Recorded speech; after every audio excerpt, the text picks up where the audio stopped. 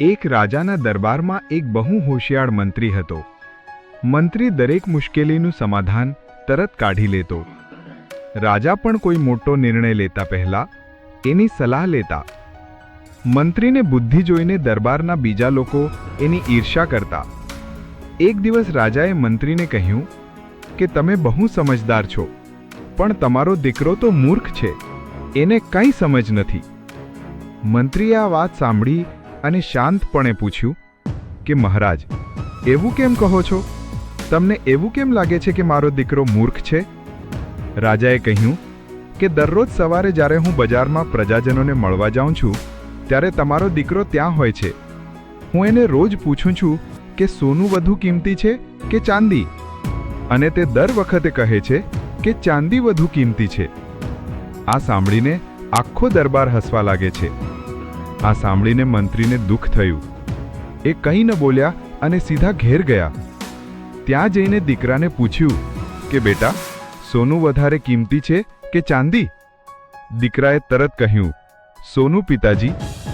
મંત્રીએ પૂછ્યું, તો પછી તું દરરોજ રાજાને શા માટે ચાંદી વધારે મૂલ્યવાન કહે છે? દીકરાએ જવાબ આપ્યો કે દરરોજ સવારે જ્યારે રાજા બજારમાં આવે છે ત્યારે એ મને બોલાવે છે.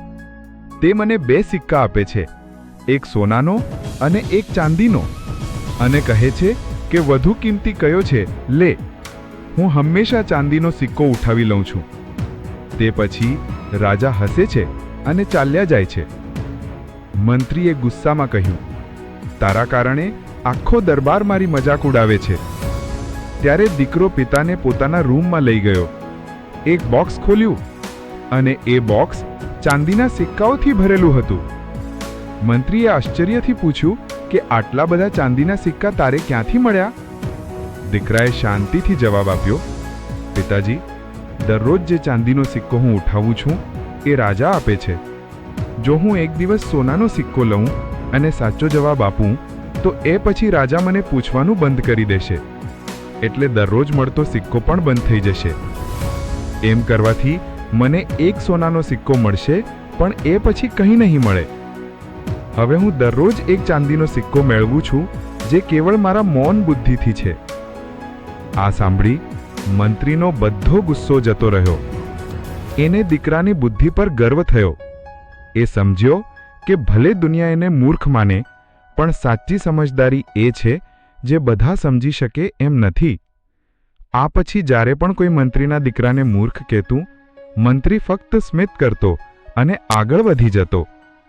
મિત્રો, સાચી બુદ્ધિ એ છે જે સમય, પરિસ્થિતિ અને લાભહાનિનું જ્ઞાન રાખે છે. દરેક વસ્તુનો તાત્કાલિક જવાબ આપવો જ બુદ્ધિમત્તા નથી. કેટલીક વાર શાંતિથી, સમજદારીથી અને સમજીને લેવાયેલો નિર્ણય પણ વધુ ફળદાયી હોય છે. જો આ વાર્તા ગમી હોય તો જરૂરથી શેર કરો. ફરી મળીશું આવી જ પ્રેરણાદાયક વાર્તા સાથે.